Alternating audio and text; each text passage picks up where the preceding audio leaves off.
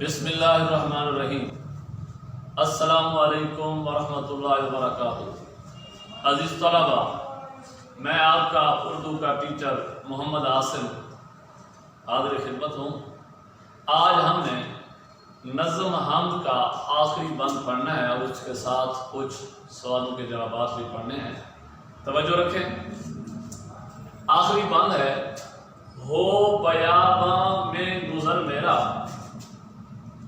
یا سمندر پہ ہو سفر میرا، دور رہ جائے مجھ سے گھر میرا، رہے پھر بھی کبھی جگر میرا، کیونکہ میرا خدا ہے میرے ساتھ۔ سب سے پہلے آپ لوگ ان الفاظ کے معنی دیکھیں۔ بیاباں ویرانہ، سمندر باہر کا لفظ استعمال ہوتا ہے اس کے لیے، جس کو عام طور پر اردو میں بحر پڑھا جاتا ہے۔ بحر محیط کہتے ہیں، جس میں بہت زیادہ پانی ہے اس کو بحر محیط، سمندر کا لفظ اس کے لیے بولا جاتا ہے۔ سفر، مسافت، فاصلہ، دوری وغیرہ کئی الفاظ استعمال ہوتے ہیں کہ قوی، مضبوط۔ اور اس کے بعد آپ دیکھیں اس بند کے ہر مصرع کے آخر میں میرا میرا میرا کا لفظ استعمال ہوا ہے، لوٹ لوٹ کر آیا ہے ہر بار۔ اب ہو بہو دہرائے جانے والے الفاظ کو ردیف کہا جاتا ہے۔ اب یہ میرا بطور ردیف کے استعمال ہو رہا ہے۔ اس کے بعد آتے ہیں ہم اس بند کی تشریح کی طرف۔ بیٹا، شاعر اسماعیل میٹھی اپنی نظم حمد کے آخری بند میں کہتے ہیں،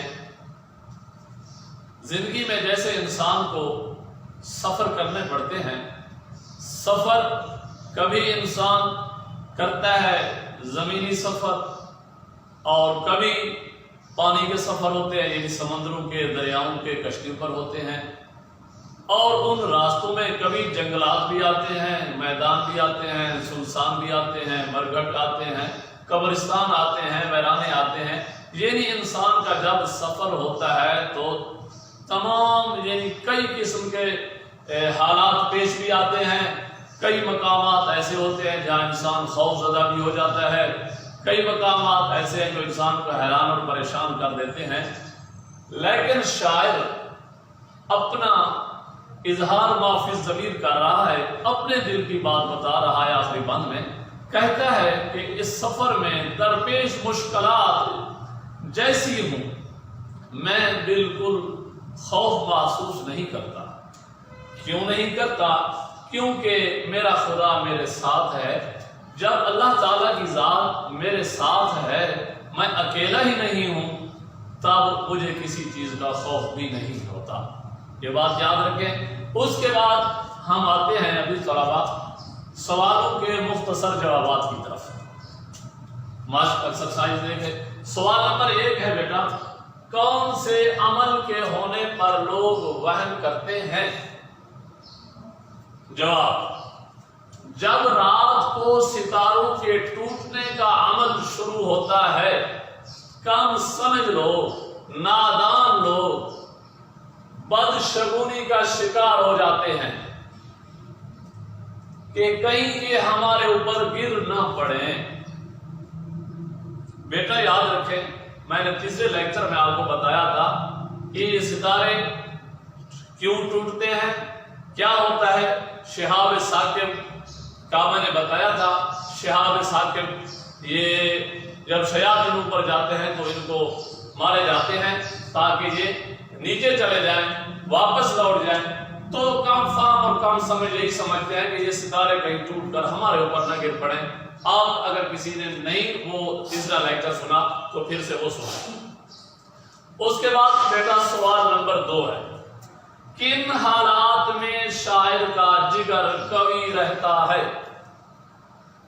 جواب: شاعر کے خیال کے مطابق دن ہو یا رات، صبح ہو یا شام، چاندنی رات ہو یا گھر اندھیرا، کھنڈر ہوں یا سنسان، ان تمام حالات کو دیکھ کر میرا دل بالکل نہیں گھبراتا۔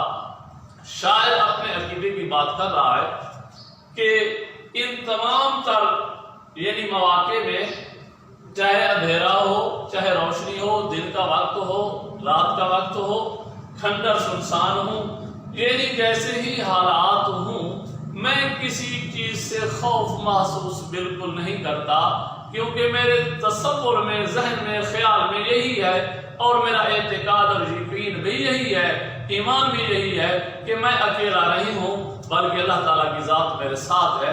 جب اللہ تعالیٰ کی ذات ساتھ ہے تو تمام تر حالات میں، شاعر کہتا ہے، میرا جگر قوی ہے، مجھے کسی قسم کا خوف نہیں ہوتا۔